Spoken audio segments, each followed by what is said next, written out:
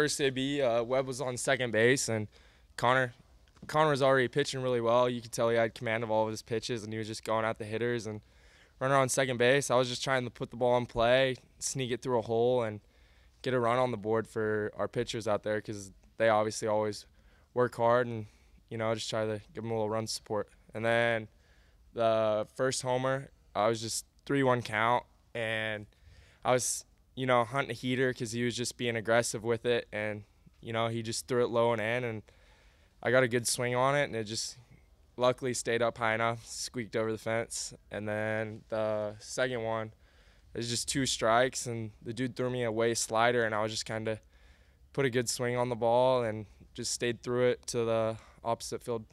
Nothing really surprises me when he steps in the box. The first, you think about the first run of the game, the guy's throwing 95, 97 miles an hour, #1 ranked prospect in their league.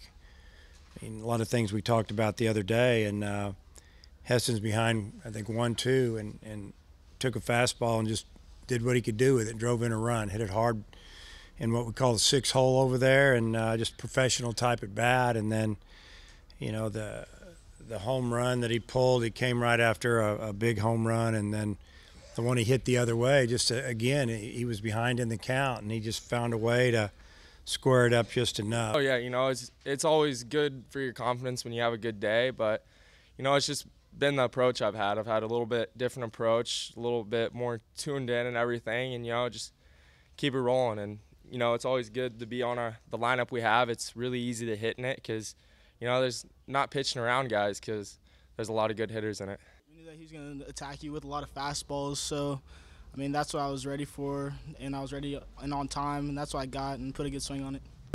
He's shortened his swing up, and he's changed his swing a lot. It's not loopy anymore, and it's short and compact. And, last year when he'd pull the ball like that, he'd top spin it.